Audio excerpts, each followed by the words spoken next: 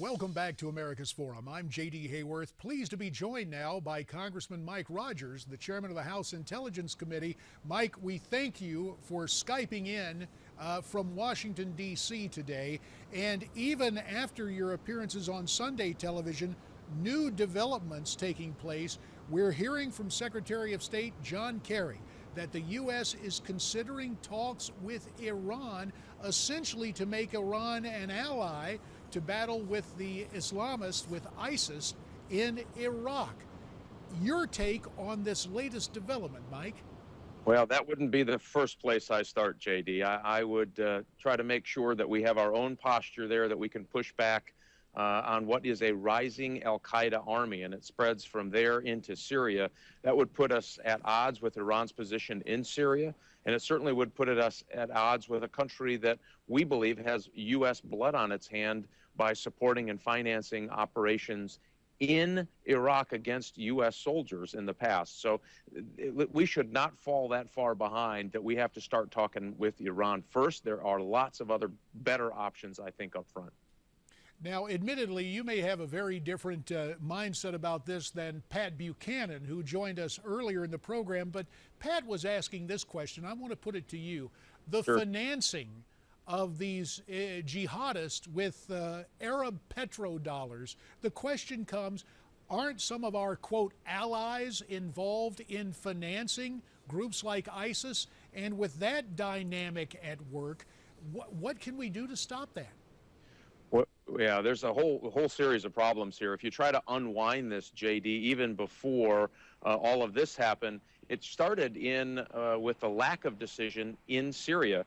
Our Arab League partners wanted to be coordinated with and by the United States. They didn't want U.S. troops on the ground in the Syria option, but they wanted our help. They wanted command and control. They wanted intelligence. They wanted certain weapon systems, all of which we could have provided to help push back on what you saw as this growing al-Qaeda faction in the east of Syria. Tens of thousands of them, by the way. And so what happened is they started getting their feet on the ground and moving west back into Iraq, and much of them came from Iraq. Well, the financing piece of that came from the Qataris, the Saudis in some cases early on, others who were, because of lack of U.S. involvement, were moving ahead and trying to impact the outcome in Syria. Well, they were giving weapons, cash, other things, and it was falling in the hands of these al-Qaeda extremists operating in the eastern part of Syria. So this started with bad U.S. leadership and indecisive action. And by the way, indecision is a decision, and it had bad consequences. And so now we're trying to unwind that. We think we can push back completely if you re-engage our Arab League partners. Again, the Arab League partners don't trust Iran. You'll start fraying very fragile relationships in a way that I think will be dangerous in the years to come. We have the capability to help Iraqis through airstrikes, intelligence packages, help them with a little bit of command and control, not troops on the ground, to push back and change the momentum of this rising al-Qaeda army.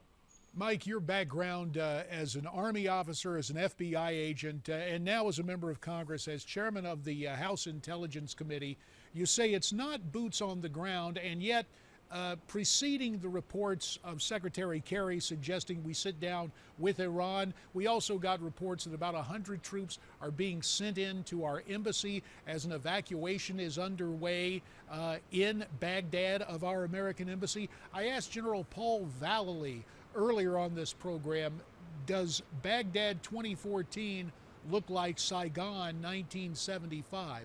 He says it does. My question for you, is there in fact a way to stop it with the evacuation going on, with our Secretary of State talking about a sea change with Iran of all nations? Are we just headed inexorably for the abyss in Iraq? Well, if you don't get some decisive action, absolutely we are. And so that's what we're saying. Listen, there's a few interim steps that we can take, but first thing you have to do is push back the al-Qaeda rising army coming toward Baghdad. We can do that. and some limited amount of troops on the ground are going to be required. And I'm not talking about the 101st Airborne Division, and everybody goes into a tizzy, but that you're talking about a fast team, about 100 well-trained Marines who show up, whose sole job and purpose it is to protect those people at the embassy. They're designed to go into troubled areas. That we don't look at that as boots on the ground. Certainly, I don't. This is the security footprint that you would need to protect the people operating on the ground.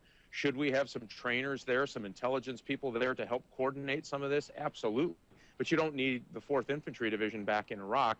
That probably would not be helpful, and I wouldn't support it. So there are interim steps that you can take so that you don't have this Saigon-looking moment where the last American is hanging on the blade of a helicopter trying to take off from the top of the embassy.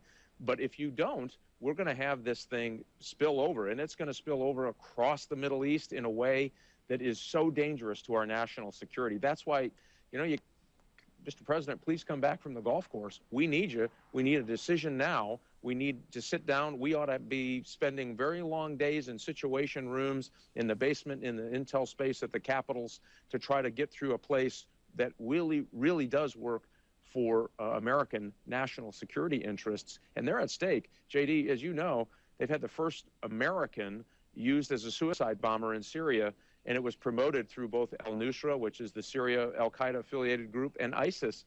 This is dangerous. We have hundreds and hundreds and hundreds of Western passport holding individuals now operating in Iraq and Eastern Syria. At some point, they're going to come home, and that spells disaster for the United States and our European allies. We better act soon.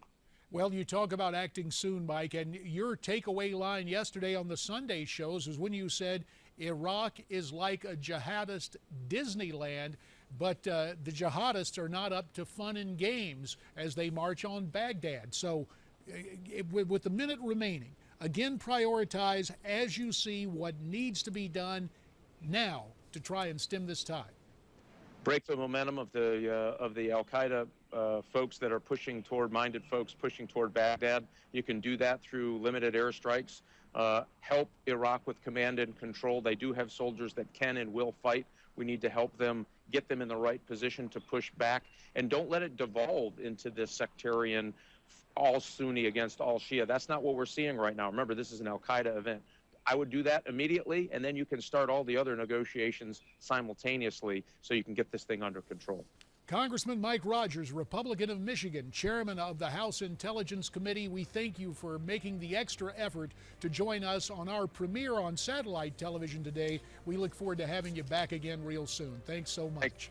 Thanks, JD. Look forward to it. So you get the word from Mike Rodgers. What's your take? Tweet us your comments at Newsmax TV, #America's Forum.